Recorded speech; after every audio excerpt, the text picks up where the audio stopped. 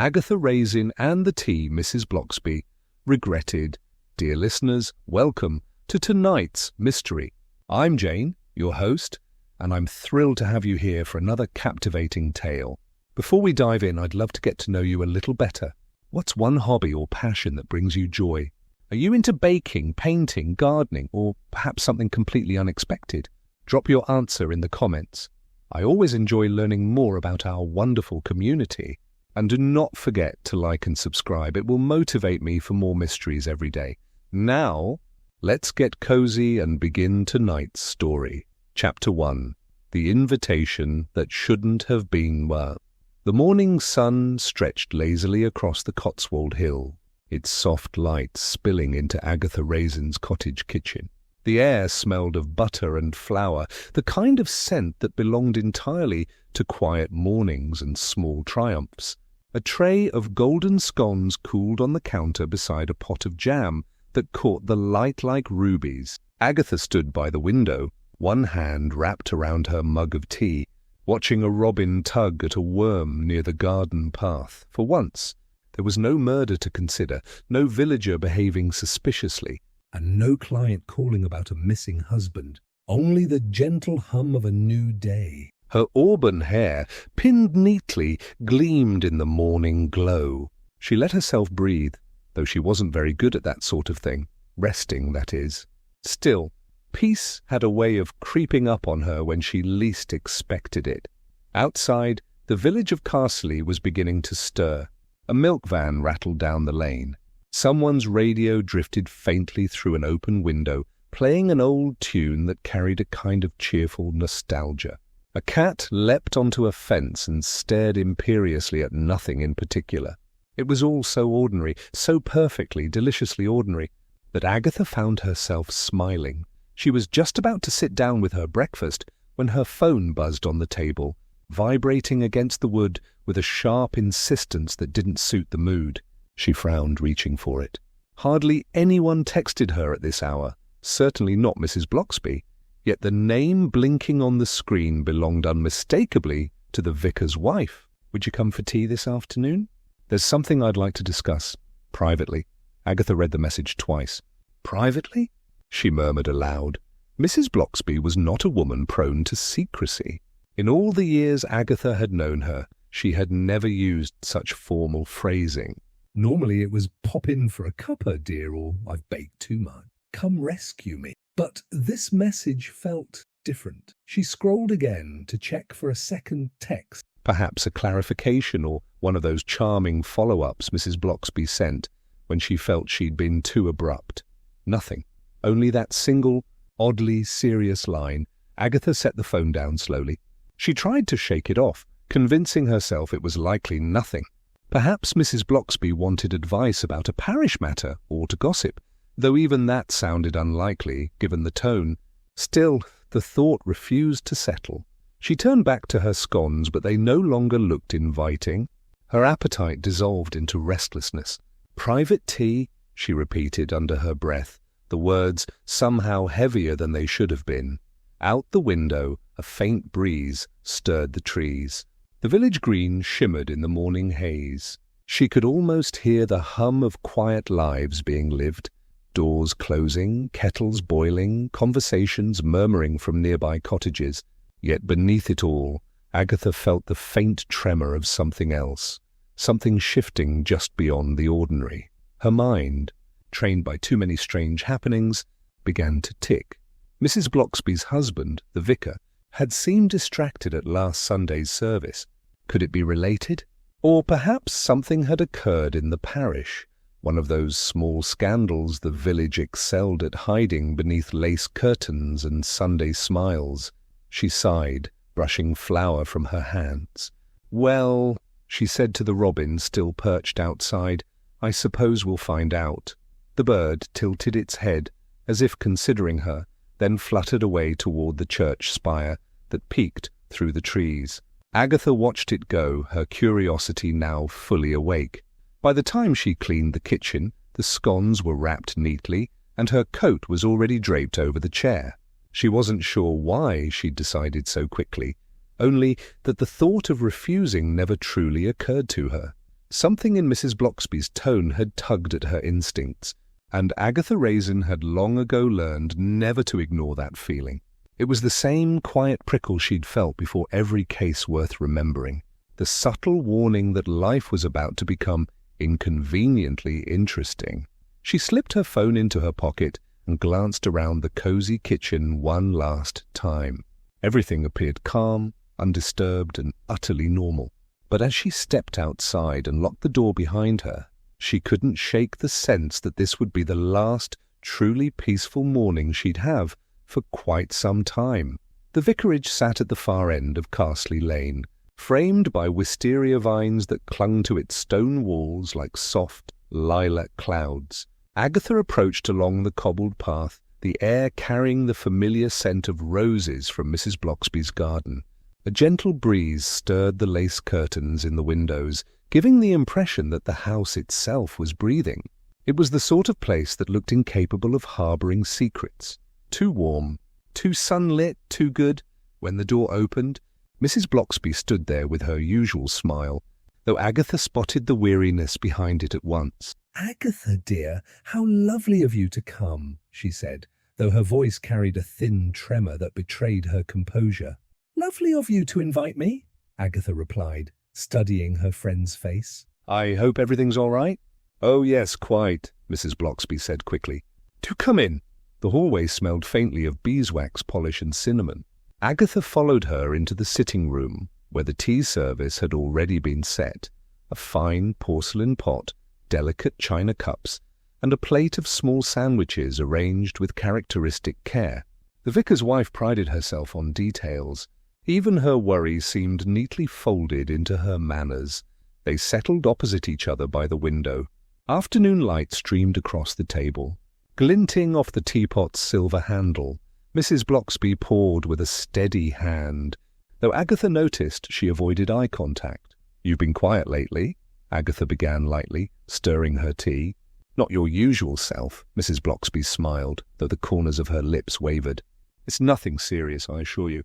Just one of those weeks where parish matters pile up faster than one can sort them." Agatha raised an eyebrow. "You didn't sound like a woman overwhelmed by bake sales and hymn sheets when you texted me." "You sounded—" "Well, secretive," the older woman hesitated. "Did I?" You did. Now, are you going to tell me what this is about, or should I guess?" Mrs. Bloxby set her cup down, fingers lingering against the saucer. Her eyes flickered toward the window, as if searching for courage in the fluttering leaves outside. When she spoke again, her voice was quieter. "A visitor came to see me yesterday." "A woman," Agatha's attention sharpened. "A parishioner?" "No, a stranger." She said she was passing through, but she asked. "Unusual question. What kind of question?" Mrs. Bloxby hesitated again, smoothing a fold in her skirt. "She said she'd heard of you." "That she knew something about your past." Agatha froze mid-sip. For a moment even the air seemed to still. "My past?" she repeated. "What on earth does that mean?" "I wasn't sure myself," Mrs. Bloxby admitted. She seemed rather intent on meeting you, but she wouldn't say much, just that she had information you'd find important. A slow, prickling unease crept along Agatha's spine. She set her cup down carefully, though her heart had begun to beat faster. Few people in Carsely knew about her earlier life in London, the advertising firm, the ruthless ambition, the mistakes she'd rather not relive. Did she give a name? Yes, Evelyn Harrow. Mrs. Bloxby pronounced it softly, as though the name itself might carry weight. "She said she'd return to the village soon." Agatha's frown deepened. "Never heard of her." "Did she say where she was staying?" "No, only that she'd be in touch. I wasn't certain I should mention it, but—" "Well, her tone unsettled me." There was a faint clatter as Mrs. Bloxby reached for the teapot again, and the teaspoon slipped from her grasp, striking the saucer with a sharp, metallic ring. Both women jumped slightly at the sound. "Good heavens!" Mrs. Bloxby murmured, recovering herself. "I must be more tired than I thought." Agatha leaned back, her gaze steady. "You're worried." "Don't deny it." Mrs. Bloxby tried to smile again, though her eyes glistened faintly. "I suppose I am." "I shouldn't have brought it up. Well, if she contacts you, promise me you'll be careful." There was something about her I didn't like. Agatha studied her friend for a long moment, then nodded. "I always am," the clock in the hallway chimed softly. Outside, the first edge of dusk crept over the garden, turning the light amber. Mrs. Bloxby began to chatter gently about parish news, the harvest fair, the choir's new song, but her words skimmed over the surface of something deeper. Agatha sipped her tea again, though it had grown cold. The warmth of the vicarage no longer comforted her. Somewhere beyond its wisteria-covered walls, a woman named Evelyn Harrow carried a secret, and Agatha couldn't shake the feeling that her quiet life in Carsely was about to be disturbed once more. Chapter 2. The Visitor at the Edge of the Green. The evening settled softly over Carsely, tinting the cottages in shades of honey and rose. A mist was beginning to gather along the hedgerows, the kind that blurred outlines and made familiar places seem slightly strange. Agatha walked briskly along the lane toward the village green, her coat collar turned up against the chill. Mrs. Bloxby's revelation still echoed in her mind, replaying in fragments. "A woman knows something about your past." The words had refused to let her rest. After dinner she'd taken a walk, partly to clear her thoughts, partly to keep an eye on things, though she'd never admit the latter. Her heels clicked against the cobbles, a steady rhythm that matched the restless beat of her heart. Carsely looked as peaceful as ever. Smoke rose from chimneys. Lights glowed behind drawn curtains. The scent of damp earth mingled with wood fire, wrapping the village in its usual cosy stillness. Yet, as Agatha approached the green, a figure caught her eye, motionless beneath the old oak at the far end. A woman stood there, tall and composed, watching the vicarage across the way. Even from a distance, there was something deliberate about her stillness, as though she were waiting for the right moment to act. Agatha slowed, instincts sharpening. The woman turned slightly, revealing a plum-coloured coat that reached her knees, the fabric gleaming faintly under the street lamp. Her hair was swept up in a precise twist, not a strand out of place. When she noticed Agatha watching, she smiled, a small, knowing curve of the lips that didn't quite reach her eyes. "Good evening," Agatha called, crossing the green. Her tone was casual, but her pulse wasn't. "Admiring the view?" The woman tilted her head. "It's a charming village," she said. Her voice was smooth, practiced. "Quiet, peaceful, usually," Agatha replied, stopping a few. "I don't think we've met." "I'm Agatha Raisin." The stranger's eyes flickered with faint amusement. "Yes, I know." She extended a gloved hand. "Evelyn Harrow. I'm a genealogist, visiting the area for a few days. I research family histories." Agatha hesitated before shaking the offered hand. The glove was cool, the grip firm. "Family histories, you say?" "We don't get many genealogists wandering about at dusk." Evelyn's smile widened fractionally. "It's the best time to think, don't you find?" "When the world goes quiet." Agatha studied her more closely. There was refinement in her voice, but something watchful too, an edge hidden beneath courtesy. "You've been asking questions," Agatha said. "About me?"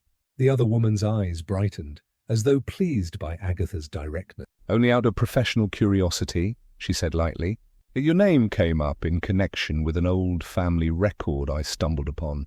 "I thought perhaps you might know something of interest, such as—" Evelyn shrugged. "Oh, little things.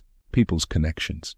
"Lost stories." Her gaze drifted past Agatha toward the vicarage again. "This place has a way of keeping its past close, don't you think?" Agatha didn't answer. She felt suddenly aware of the silence between them, the hum of insects, the soft rustle of leaves. The last streaks of sunset faded, leaving the sky the colour of ink. Evelyn's presence seemed to absorb what little light remained. "Where are you staying?" Agatha asked. "The Red Lion, perhaps?" A faint smile. "Nearby?" "That's not an answer." "No," Evelyn agreed pleasantly.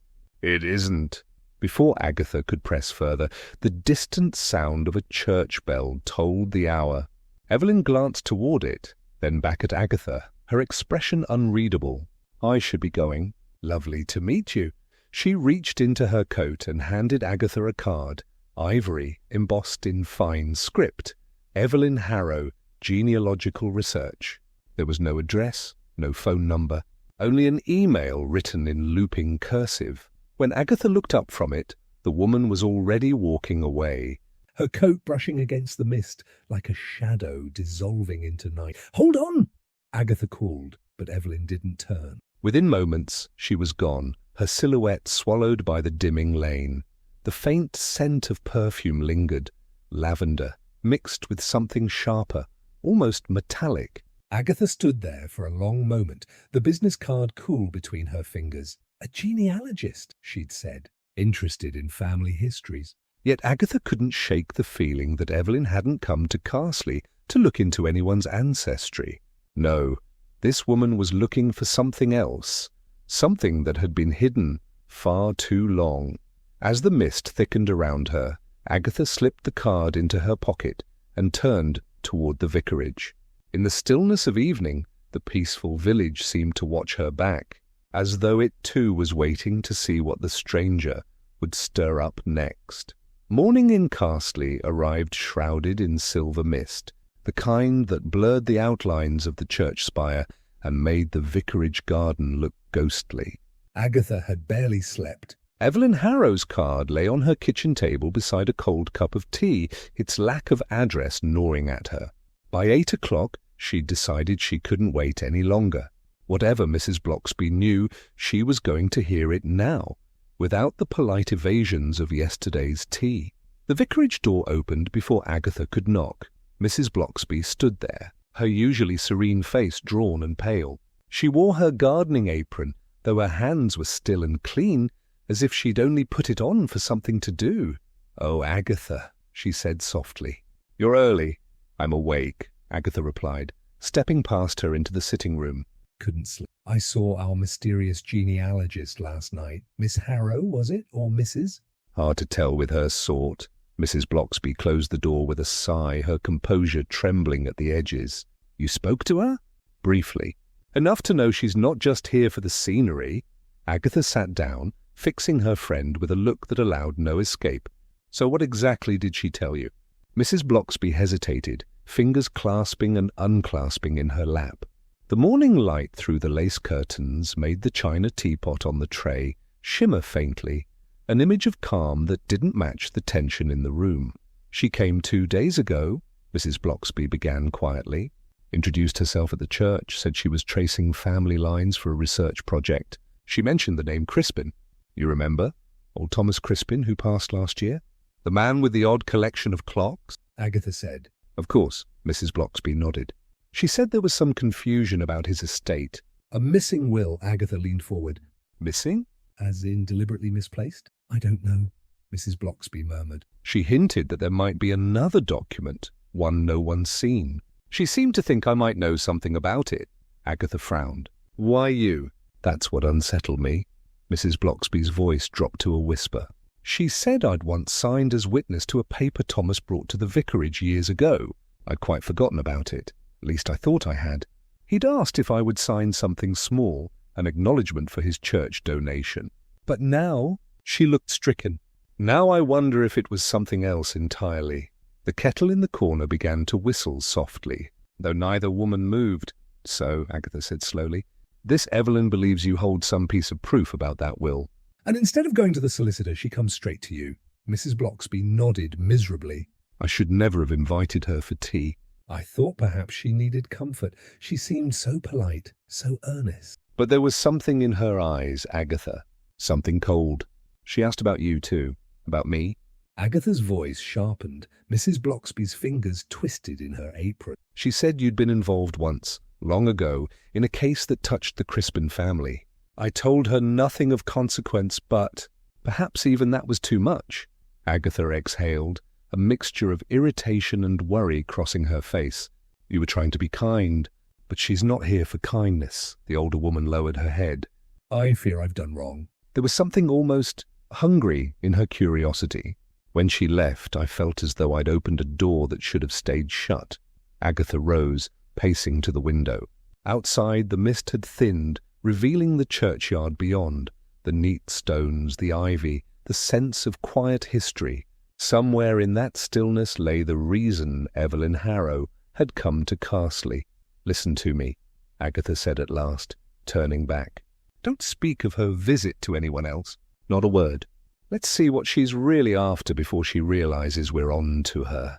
Mrs. Bloxby looked up, startled. "You're going to investigate?" A small, determined smile touched Agatha's lips. "I'm not sure I have a choice. If this Evelyn thinks she can waltz into Carsely and unsettle my friends, she's mistaken." She picked up her handbag and the cooling teacup in one motion, her movements brisk now. "Keep the door locked, Mrs. B, and if she comes calling again, stall her." As Agatha stepped out into the pale sunlight, the first village bell began to chime the hour. The mist had almost gone, but the sense of unease lingered. Somewhere among Carsely's tidy hedges and stone cottages, a stranger was stirring old secrets back to life, and Agatha Raisin, whether she liked it or not, had just accepted the case. Chapter 3: Secrets Beneath the Tea Leaves. The morning after Mrs. Bloxby's confession dawned crisp and bright, the kind of English autumn day that made Carsely look as though it had been painted for a postcard. Glistening hedgerows, smoke curling from chimneys, and the faint hum of gossip carried on the wind. Agatha, however, had no patience for village charm that morning. Her mind was too busy turning over one name, Evelyn Harrow. She marched down to the post office, where gossip bloomed as freely as wildflowers. Mrs. Simpson, the clerk, looked up as Agatha entered, her eyes lighting with curiosity. "Morning, Mrs. Raisin. Heard you were seen walking with a stranger last night. Tall woman, plum coat, rather serious looking." Agatha folded her arms. "Word travels fast in Carsely. Do you know who she is?" Mrs. Simpson leaned closer, lowering her voice. "They say she's been asking about the Hargrove estate. You remember that old place, don't you? Out past the orchard lane, nearly falling to bits. Some say it's cursed." Agatha raised an eyebrow. "Cursed? Nonsense." "It's just neglected." "Neglected or not," the woman continued eagerly, "it's been empty since Mr. Hargrove died." "No heirs, no will, at least none anyone's seen." "Folks think there's money left unclaimed. Perhaps your friends come to find it." Agatha felt a flicker of recognition. A missing will. It fit too neatly. She thanked Mrs. Simpson curtly and stepped back into the crisp air, her heels clicking sharply on the cobblestones. The Hargrove estate, how had she not thought of it? By mid-morning she was at the Red Lion, pretending to enjoy a cup of tepid coffee while listening to the chatter around her. Old Mr. Jessup, the resident historian of Carsely, or at least its most persistent gossip, was holding court at a nearby table. "Mark my words," he was saying, tapping his spoon for emphasis. "The Hargrove business was never settled properly. They buried him quick, no family around, and the solicitor disappeared soon after." "Fishy business, if you ask me." Agatha turned slightly. "Disappeared?" she asked, her tone light but her mind racing. Jessup peered at her with mild delight. Nothing pleased him more than being asked for details. "Oh yes, fellow named Dunstable. Packed up his office one morning and left for London. Never came back. That was nearly 15 years ago. 15 years!" Agatha's instincts hummed. She could practically feel the threads connecting Evelyn Harrow to that vanished solicitor, to Mrs. Bloxby's mysterious signature, to the quiet unease that seemed to hang over the village like fog. As she left the pub, she caught sight of Doris Pringle and her sister crossing the street, their heads bent in conspiratorial conversation. She slowed, pretending to adjust her coat until she caught a snippet of their exchange. "And Evelyn told Mavis she'd found something in the church records," Doris whispered. "A ledger entry from 1990, something about land deeds." "Rubbish," her sister said. "You believe everything you hear. Next you'll say she's found the old man's treasure buried under the rose bushes." Agatha smiled faintly. Contradictions, half-truths, speculation, exactly what she needed. In Carsely, secrets never hid in silence. They lived in the noise. That afternoon, she took her car out toward the edge of the village. The road narrowed, flanked by yews and skeletal trees, until she glimpsed it at last, the Hargrove estate. Even in decay, the manor had an air of faded grandeur. Windows boarded, ivy creeping up its sides, the iron gate rusted and slightly ajar. A crow perched atop the gatepost, cawing once as if in greeting. Agatha stepped out, her boots crunching on gravel. The air smelled faintly of damp earth and something older, like forgotten paper and dust. She imagined Evelyn here, moving through the ruins with her polished calm, hunting not for history, but leverage. Someone had sent her. Agatha felt it in her bones. Evelyn didn't belong to the world of idle research and amateur genealogy. She moved with purpose, too poised, too secretive. Back in her cottage that evening, Agatha placed Evelyn's card beside a folded map of Carsely parish lands. She drew a small circle around the Hargrove estate, then another around the vicarage. 2 points connected by something unseen. Mrs. Bloxby had regretted that tea for a reason. Evelyn Harrow wasn't chasing ghosts, she was chasing people. And somewhere in Carsely, someone was helping her. Agatha leaned back, staring into the fire. "We'll see who's really doing the research," she murmured. The logs crackled, sparks flaring briefly like the promise of secrets yet to come. Outside, a thin fog was rolling in again, wrapping the village in a quiet that wasn't peace, but anticipation.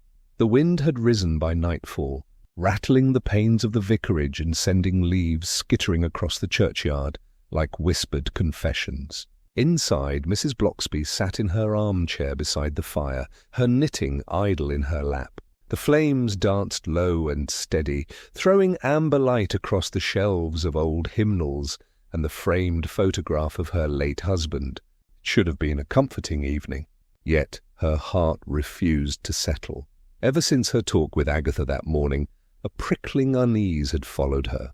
Each sound, the tick of the mantel clock, the creak of the floorboards, felt heavier, as though the house itself was holding its breath. She'd told herself it was only nerves, the aftertaste of guilt. Then came the soft slip of paper beneath the door. Mrs. Bloxby froze. The wind moaned again, masking the faint rustle that followed. Slowly, she rose, the hem of her cardigan brushing against the rug as she crossed the hall. There it was, a single folded sheet on the floor, ivory paper catching the glow from the firelight. She hesitated before picking it up, her pulse tapping faintly in her throat. The paper was thick, expensive, the kind used for proper correspondence rather than village notices. And as she lifted it, a delicate fragrance met her senses. Lavender. Familiar. Too familiar. Her fingers trembled as she unfolded the page. "Say nothing more about the tea. For your own sake and for hers, no signature. No address. Only those few lines written in a looping, deliberate hand." The fire popped sharply behind her, making her flinch. She turned, eyes darting toward the window. The curtains swayed gently, though no draught reached her. Someone had come right up to her door, unseen and unhurried. Carsely was small, quiet. Such things weren't supposed to happen here. Her thoughts jumped to Evelyn Harrow, the lavender scent, the perfectly pressed coat, the way her gaze had lingered on the vicarage walls as though memorizing something. Could it have been her? Or was it someone else, someone who wanted Mrs. Bloxby silenced before she revealed too much? She sat again, the letter trembling in her hands. The words were few, but their weight pressed on her chest. For her own sake and for hers. Hers, meaning Agatha? Mrs. Bloxby's eyes filled with sudden tears. She'd already endangered her friend by speaking out. Agatha, for all her sharpness and bravado, had a reckless heart. If she knew about this letter, she'd go charging into danger, and Mrs. Bloxby couldn't bear that. Not again. She folded the note carefully, then stood and crossed to the small table by the window where her Bible rested. It had belonged to her husband once, its leather cover softened by decades of use. She slipped the letter between the thin pages just before the book of Psalms and pressed the Bible closed. "Forgive me," she whispered. Though whether she meant God or Agatha, she wasn't sure. For a long while she stood there, staring at the faint reflection of the firelight in the glass. Outside, the wind had died down, leaving only the soft rustle of trees. Yet the silence didn't comfort her. It carried the weight of listening ears. She made her way upstairs, each step creaking in the old vicarage like a reluctant secret. Before going to bed, she drew the curtains tight and checked the lock twice. Still, she couldn't shake the sense of being watched. In her room, The lavender scent lingered faintly, as though the letter had soaked it into the air. It was almost pleasant, if not for what it meant. She lay awake long into the night, her thoughts circling the same fear. What if Evelyn wasn't working alone? Downstairs the fire burned itself out. Ash settled softly in the grate, covering the last glow like a secret buried for safekeeping. And in the darkened vicarage, tucked within the worn pages of the Bible, the letter waited, silent, fragrant, and patient. Chapter 4. Whispers at the Cafe. The morning in Carsely began with its usual charm, the scent of baked goods drifting through the high street, church bells chiming softly in the distance, and the comforting chatter of villagers easing into their routines. At the Carsely Corner Cafe, the clink of teacups and the hum of conversation created a warmth that might have seemed ordinary to anyone else. But Agatha Raisin knew better. Beneath the sugar and small talk, something was brewing. She sat at her usual corner table, a half-eaten scone on her plate, and her notebook discreetly tucked under the menu. From this spot, she could see nearly everyone, the gossiping retirees, the postmistress on her break, even young Marjorie tending the counter with her usual distracted smile. Perfect conditions for quiet observation. Mrs. Hettle and Doris Pringle occupied the table nearest the window, their voices rising and falling in rhythmic waves. Agatha leaned slightly closer, stirring her tea as if absent-mindedly. Said she came from Bath, but her accent wasn't quite right, Doris was saying. And she kept asking after Mrs. Raisin what she did, who she saw, whether she was ever away from the village. Mrs. Hettle tutted, the sound sharp as her hatpin. Honestly, if she's a reporter, she'll find precious little to print here. Still, that coat of hers, plum-coloured, like something out of a fashion catalogue. Not local, that's for certain. Agatha hid a smile behind her cup. Evelyn Harrow again. So she had been prying openly now. Then another voice joined in. Tom Lacey, the baker's apprentice, who had just come in to fetch coffee. I saw her too, he offered. She was talking to old Mr. Barker near the crossroads, asking about the Hargrove place. Said she was tracing a servant who used to work there before the fire. Agatha's pen paused mid-note. Fire? That was new. No one had mentioned a fire before. Did she say the servant's name? She asked casually, pretending to check the time on her watch. Tom shrugged. Didn't catch it. But she had this fancy ring, silver with letters on it. Looked like E.H. to me. She kept twisting it while she talked. E.H. Evelyn Harrow. So far, so expected. But something about the way the boy described her fidgeting made Agatha's mind spark. People twisted rings when they were nervous, or lying. She turned her attention back to Doris, who was still recounting the details with relish. She even asked about that old diary they found when the Hargrove place was cleared, remember? The one the Vicar's Committee sold at the Jumble years ago. Said it might have belonged to the housekeeper. A diary? Agatha asked, feigning mild curiosity. Yes, dear. All full of little nothings, weather, meals, garden notes. Mavis had it for a while before she gave it away to her niece. Never thought it worth keeping? Agatha's pulse quickened. A servant's diary could hold anything. Names, dates, perhaps even mention of a will. Evelyn might be searching for it, or someone might have sent her to retrieve it. The cafe door chimed as more villagers entered, bringing a rush of chilly air and laughter. Agatha closed her notebook and took a slow sip of her tea, her thoughts aligning like puzzle pieces. Evelyn's ring, the rumoured diary, a servant who vanished after a fire. Each detail was small, but together they formed a faint outline, an invisible thread running through the village. Binding the past to the present. More scones, Mrs. Raisin? Marjorie asked, hovering with the tray. Agatha smiled politely. Not today, thank you. I've quite enough to chew on already. The young woman blinked, then wandered off, leaving Agatha alone with her thoughts. Outside, the clouds thickened, pressing low over the rooftops, and for a fleeting moment she saw movement near the green. A silhouette, perhaps, or merely her imagination? She couldn't be certain.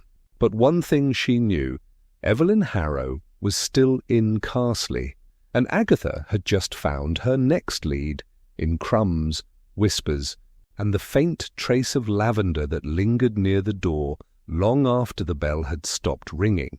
The Hargrove estate rose from the mist like a relic of another era, its stone walls streaked with ivy and the windows darkened by age and neglect.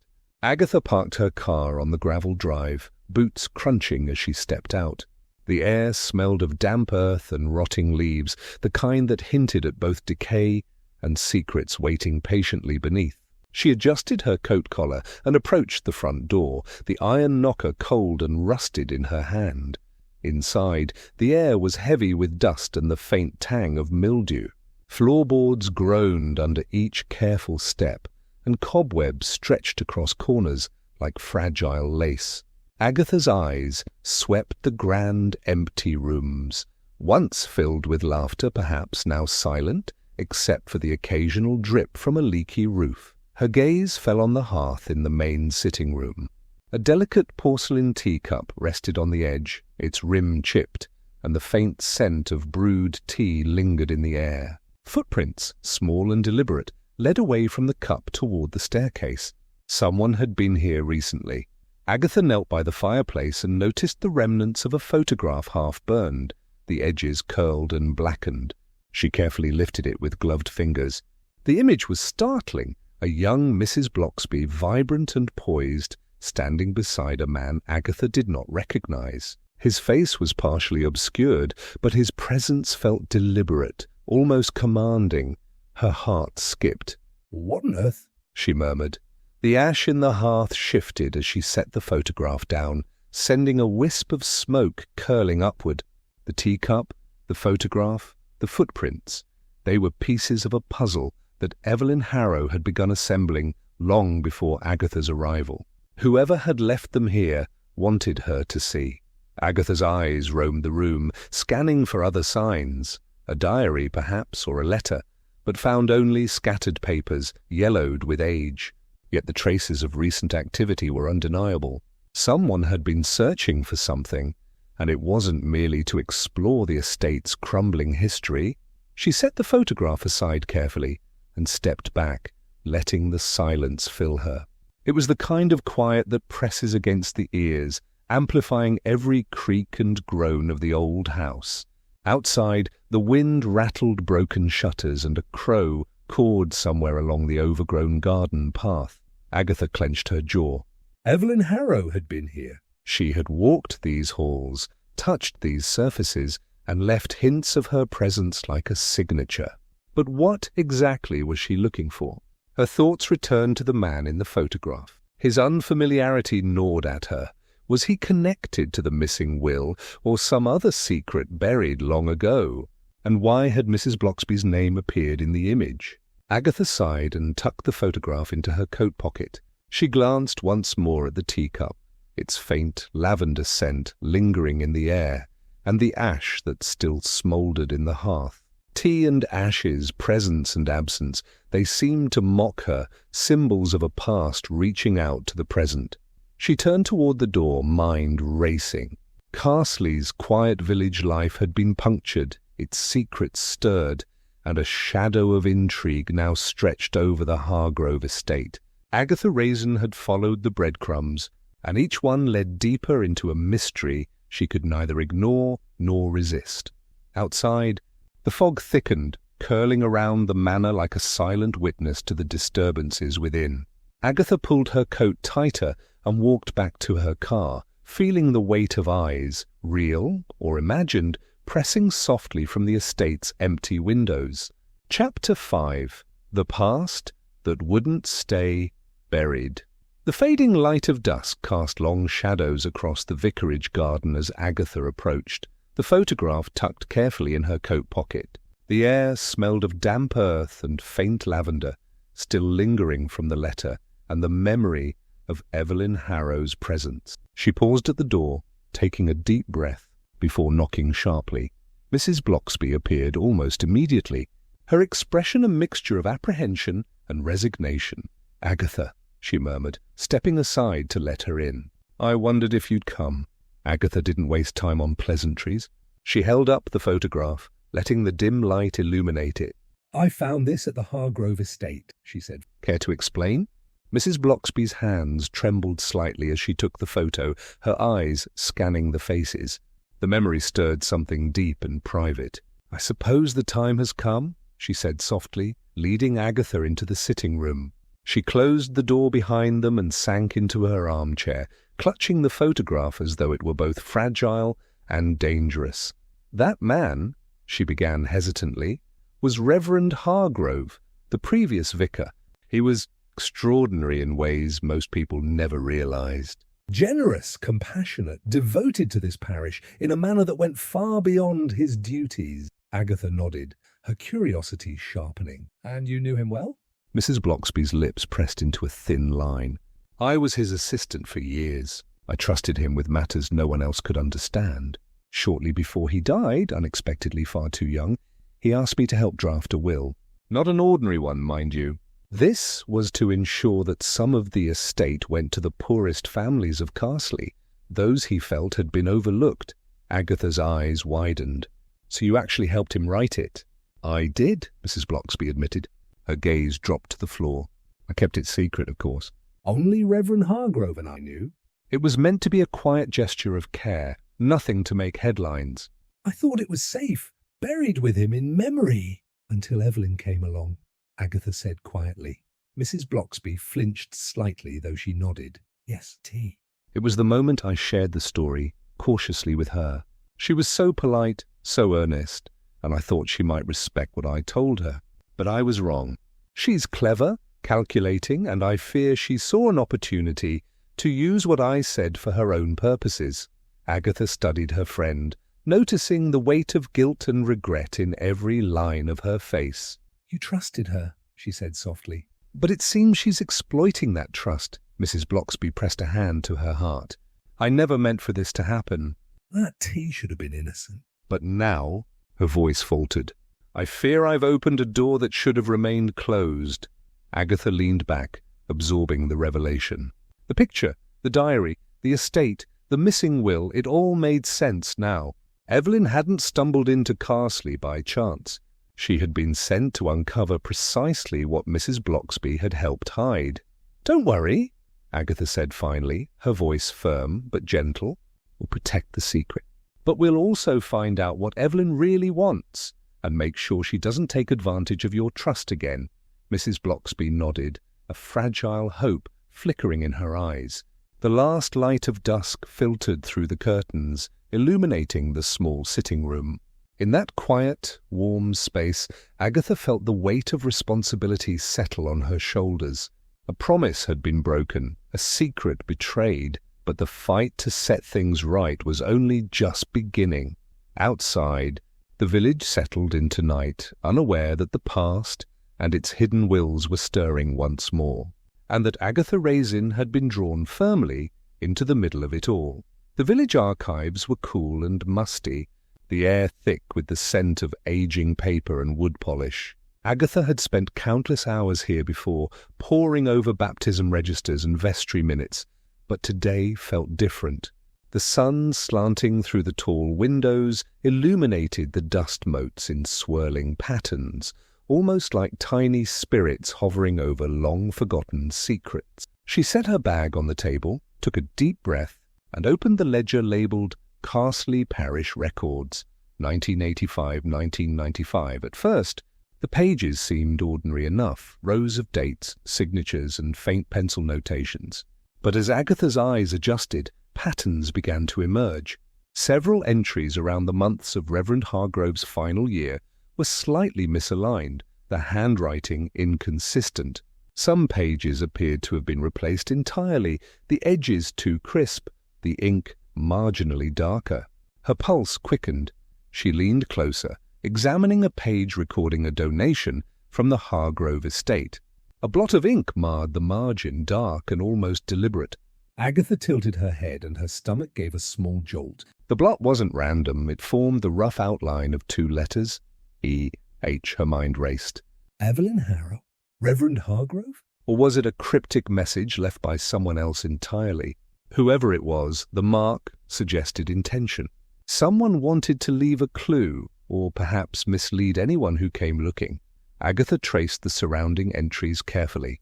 The alterations were subtle, dates shifted, small words erased and rewritten.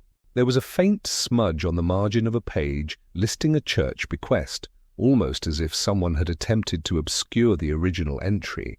The ledger seemed less a record of facts than a canvas for a carefully orchestrated story. Her fingers hovered over another missing page. It had been torn cleanly, leaving only the glue residue on the spine. Agatha frowned. The gap wasn't accidental. It was too precise, too deliberate. And it coincided exactly with the time when the Hargrove will would have been signed. Outside, a gust rattled the window pane. Agatha looked up briefly, catching a flicker of movement across the green, though it could have been a branch. She shook her head and returned to the records. Each detail she uncovered drew her deeper into a web of subtle deception, the quiet manipulations of someone who understood the weight of the past. Evelyn's presence in Carsely, the letter to Mrs. Bloxby, the attention to the Hargrove estate, all of it now fit together like a puzzle. Someone was trying to control the narrative, and the parish records themselves had become a battlefield. Agatha tapped the blot of ink lightly with her fingernail. The initials EH seemed to stare back at her, teasing and elusive. Every alteration, every smudge, hinted at a larger plan, one that had started decades ago but had now reached into the present. The quiet of the archives pressed against her ears. She closed the ledger slowly, mind racing with possibilities. Evelyn Harrow's motives were no longer a simple curiosity. They were a calculated pursuit, threading through time, connecting secrets, lies, and loyal hands willing to bend the truth. Agatha stepped back, inhaling the musty air, feeling the weight of history pressing into the now. Someone had been here before her. Someone had tampered with the past, and someone was waiting to see what she would uncover next. Chapter 6. The Trap in the Garden.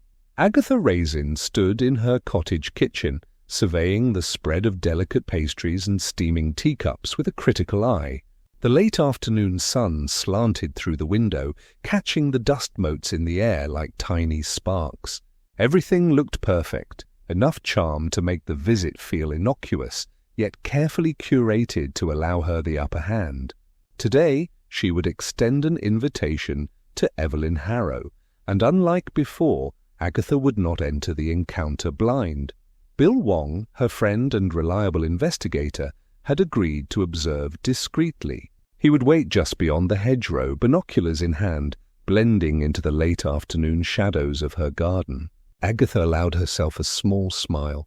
The presence of a trained eye would keep her confident, while also providing backup if Evelyn proved dangerous. The doorbell chimed precisely at 4 o'clock. Agatha opened the door to find Evelyn standing on the doorstep, impeccable as always. Her plum-coloured coat was pristine, her posture measured, and her expression unreadable except for the faintest quiver of curiosity in her eyes. Agatha held out her hand, masking scrutiny with the warmth of hospitality. "Mrs. Harrow, how lovely to see you," she said, voice light but precise. "Do come in." Evelyn inclined her head politely, the gesture as fluid as a practiced dance. "Mrs. Raisin, thank you for the invitation." The two women moved into the sitting room, Agatha gesturing toward the table where teacups and pastries awaited. She seated Evelyn with meticulous care, pouring the first cup of tea and letting the warmth between them settle like a gentle veil. On the surface it appeared an ordinary visit, but beneath, a subtle game had begun. "So," Agatha began casually, swirling the tea in her cup, "I hear you've been researching some rather intriguing family histories, particularly the Hargrove estate." Evelyn's hand faltered slightly as she accepted her cup, the porcelain tapping faintly against the saucer. "Yes, genealogical work can take one to unexpected places," she replied, her tone measured but guarded. Agatha leaned forward ever so slightly. "I imagine there are many documents and diaries still tucked away in old cupboards. One might even stumble across a housekeeper's diary, forgotten notes, trivial details. Yet sometimes they reveal far more than intended." For a heartbeat, Evelyn's serene mask flickered. Her smile tightened, and she looked away toward the window, as though considering whether the statement was accidental or deliberate. "You have an eye for history," Agatha continued, letting her voice float with gentle amusement. "It must be fascinating to trace the footsteps of those who lived decades before, finding secrets that others might prefer remain hidden." Evelyn inclined her head slowly, regaining composure, but there was a subtle tension in her fingers as they rested around the teacup. Agatha noticed how she toyed with the rim of the cup, twisting it just enough to betray a small, human uncertainty beneath her polished exterior. "Indeed," Evelyn said, her voice quiet, almost too precise. "It is fascinating." Agatha smiled inwardly, noting the slight slip, the imperceptible quiver in Evelyn's otherwise flawless demeanor. Beneath the cordiality, a pulse of anxiety ran through her visitor.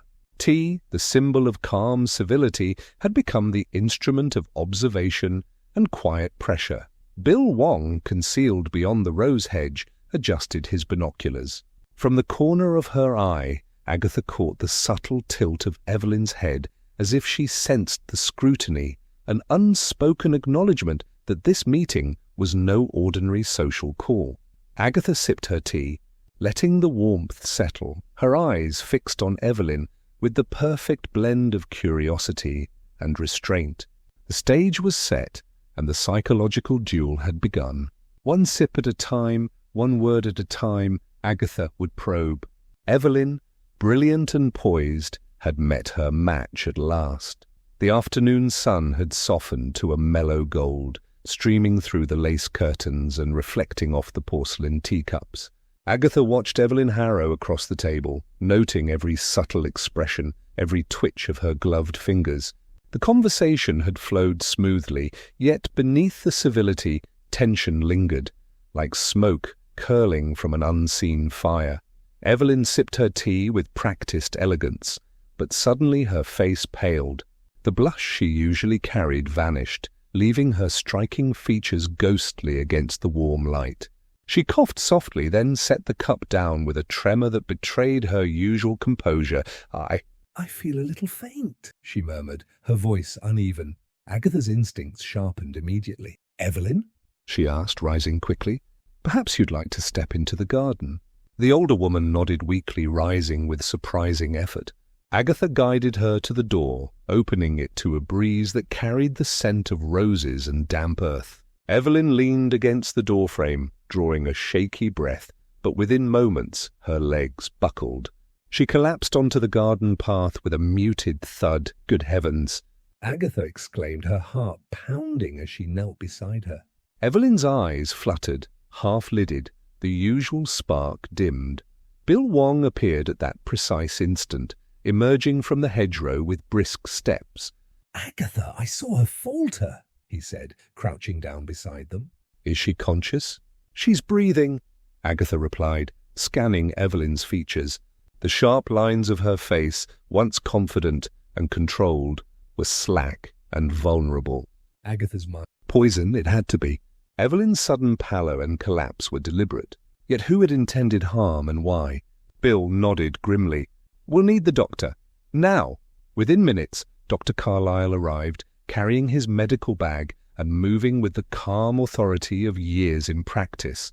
After a brief examination, he looked up, his expression serious but controlled. "She's ingested a mild toxin," he explained quietly. "Not enough to be fatal, but enough to incapacitate her for a while. Whoever administered it intended to silence her or to frighten her into caution. She's stable, though she must rest." Agatha's mind spun, connecting threads faster than she could articulate. Not fatal. The attacker hadn't wanted death, just disruption. The tea they had shared, meant to appear comforting, had become an instrument of warning. The irony was bitter. Mrs. Bloxby's regretted tea, the subtle betrayal, now replayed literally in her own garden. "Do you think I or she was the intended target?" Agatha asked Bill, her voice low. "That's what we need to figure out," Bill replied. "But it's clear this isn't random. Someone knows what Evelyn is after and they're willing to act." Evelyn, pale and trembling, was helped onto a chaise in the shade, wrapped in a soft blanket. Her usual poise was gone, replaced by the vulnerable stillness of someone who had seen just how fragile safety could be. Agatha stood, looking down at her guest, the garden bathed in late sunlight. The scent of tea mingled faintly with the threat of poison, leaving a paradox that made her stomach tighten. Carsley's calm village rhythm had fractured, and the question now hung in the air like fog. Who had meant to harm Evelyn Harrow, and why? Chapter 7. Threads of Guilt. The rain fell in steady sheets over Carsely, turning the cobblestones slick and glistening under the grey afternoon sky. Agatha, tending her small garden despite the drizzle, heard hurried footsteps squelching across the wet grass. She looked up to see Mrs. Bloxby approaching, her umbrella forgotten in her hand, coat plastered to her frame. The vicar's usual composed demeanour was replaced by an anxious tremor, and Agatha's heart tightened at the sight. "Mrs. Bloxby."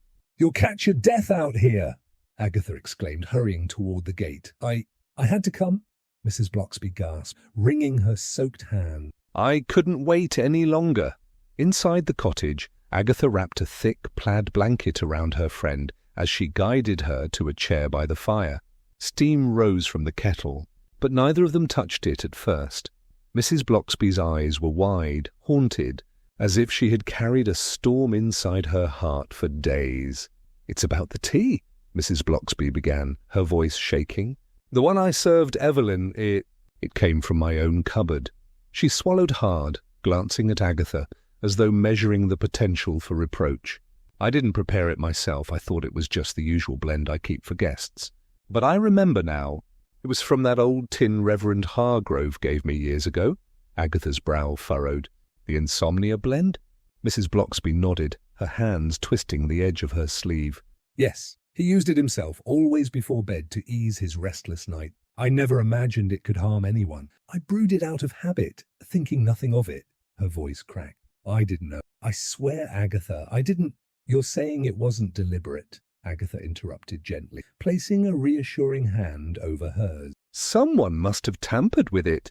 Mrs. Bloxby nodded, a shudder running through her. I didn't think—" "I should have checked, but it felt familiar, safe." "And now Evelyn." She could have been seriously ill. "All because of me, or someone else using something I trusted." "I can't bear it." Agatha studied her, noting the mixture of fear and shame. The tea was meant to comfort. Someone turned it into a weapon, and it wasn't you, but it was me, in a way, Mrs. Bloxby whispered. "I brought it from my cupboard. If the authorities ask, what will I say?" "I could be blamed, even if it wasn't intentional. I feel responsible and guilty." Agatha took a deep breath, letting the crackle of the fire fill the space between them. "Responsibility and blame are not the same," she said firmly. "You've admitted your mistake, and that counts for something. The real danger lies with the one who altered the tea." Mrs. Bloxby's hands fell to her lap, rain still dripping from her hair, and she pressed them together. I never thought the past could reach out like this, that something from Reverend Hargrove's trust could become part of a scheme I never imagined." Agatha nodded, feeling the gravity of the revelation. The old vicar's gift, intended as a gesture of care and comfort, had been transformed into a tool of fear. She sipped her own tea, warm and untainted, and glanced at Mrs. Bloxby with a steadying gaze. "Listen," Agatha said, voice soft but resolute.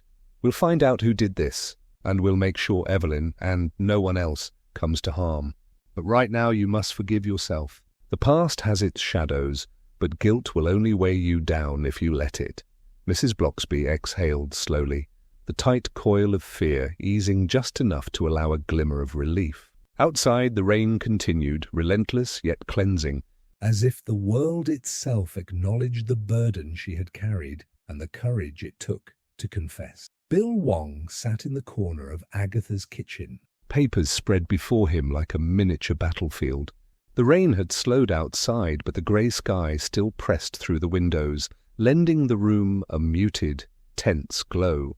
Agatha watched him silently, her mind spinning with possibilities, but she trusted Bill to follow the threads where they led. "Look at this," Bill said, tapping a ledger from a London law firm onto the table. It's small, hardly noticeable, but the entries are clear enough once you read between the lines. Evelyn Harrow has been contracted before by firms handling estates. Agatha leaned closer. Contracted? For genealogical work? Bill nodded. Yes, but there's more. See here? He pointed to a column labelled Fees Received. A substantial payment was promised, thousands of pounds, if she could produce the missing Hargrove will. Not just research, mind you. Production. That means she was expected to locate it, or at least give the appearance of having it in hand. Agatha's eyes narrowed. The polite, knowledgeable genealogist had a clear motive beyond curiosity. She had been working for someone else, someone with money, and her visit to Carsely was no accident. And here, Bill continued, flipping to a different page, is the kicker. The firm's notes indicate that Evelyn was tipped off locally. Someone in Carsely contacted them, giving them information that directed Evelyn straight to the Hargrove estate. Without that tip, she wouldn't have known where to start. Agatha's mind raced. So someone in the village, one of the familiar faces she passed every day, had set Evelyn in motion. Perhaps a villager seeking personal gain or someone holding a grudge. And now they had used her as a tool to pressure Mrs. Bloxby and dig into the missing will. Bill's finger traced a line across the ledger. Everything points to manipulation. Evelyn's role was clear. Find the will, claim the reward. But she's not acting alone. Whoever sent her wanted results without dirtying their own hands. Agatha tapped the table lightly. And the initial T, the collapse. That wasn't just a warning. Someone was testing her, or trying to control the pace of her discoveries. Bill leaned back, folding his hands. Exactly. Whoever tipped her has leverage. Evelyn's just the instrument. The money was dangling like bait, but the real power lies in who orchestrated her presence here. Agatha exhaled slowly, processing the implications. Carsely, that quiet village where everyone knew everyone's birthdays and birthdays knew everyone's secrets, had layers she had not fully suspected. Beneath the scones, the gossip, and the polite smiles lay a network of quiet ambition and carefully hidden motives. Bill gathered the papers, sliding them into his briefcase. We need to identify the local informant. Once we do, we'll know who stands to gain from this missing will and who has been using Evelyn Harrow to get it. Agatha nodded, a grim determination settling over her. The pieces were aligning, each one sharper and clearer, but the final moves had yet to be played. Whoever thought Carsely was quiet and safe had underestimated both the village and Agatha Raisin. Chapter 8. The Truth in the Teacup. The vicarage sitting room was unusually still that evening, the golden glow of lamps casting long shadows across polished wood and floral upholstery. Agatha had asked everyone she thought relevant to the mystery to assemble. Mrs. Bloxby, Bill Wong, even Evelyn, whose pale face and carefully composed demeanour hinted at lingering unease. The tension hummed softly, almost like the vibration of a tea kettle just before it whistles. Agatha stood at the head of the room, her hands clasped over the photograph of young Mrs. Bloxby and Reverend Hargrove, the ledger of parish records, and the familiar, now infamous, tea tin. "Thank you all for coming," she began, her voice measured, but carrying the authority of certainty. "I've reconstructed the timeline, traced the movements, and gathered every piece of evidence we've encountered. What follows is not conjecture, it is fact, supported by careful observation and deduction." She gestured to the old tea tin on the table. This tea was brewed from a blend gifted by Reverend Hargrove himself. Mrs. Bloxby served it innocently, unaware that someone had recently tampered with it. The collapse of Evelyn Harrow was not accidental. It was deliberate, a warning, and a method of control. Evelyn's eyes darted to the tin, a faint tremor crossing her features. She had understood the significance immediately, and her hands rested lightly on the edge of her cup, seeking comfort in its warmth. Agatha turned next to the parish records, opening the ledger for all to see.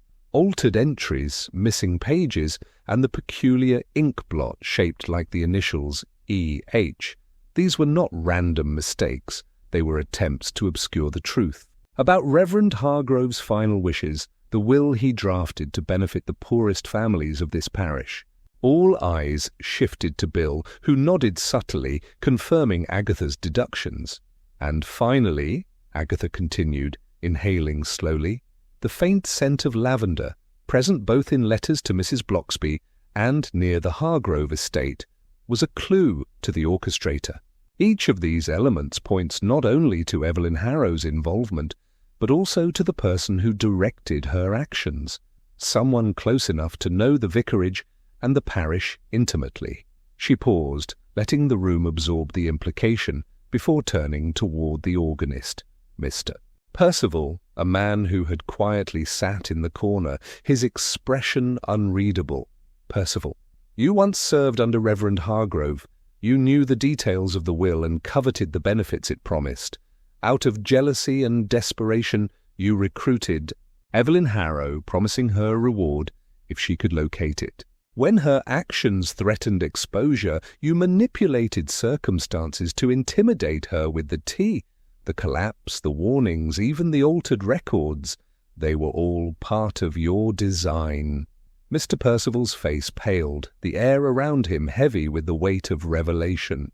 His hands trembled slightly, fingers fidgeting with the edge of his coat. I, he began, but the words faltered under Agatha's unwavering gaze. Mrs. Bloxby exhaled slowly, a mixture of relief and sorrow passing over her features. Evelyn, now reassured, straightened in her chair, a subtle sheen of gratitude in her eyes for the careful unravelling of her peril.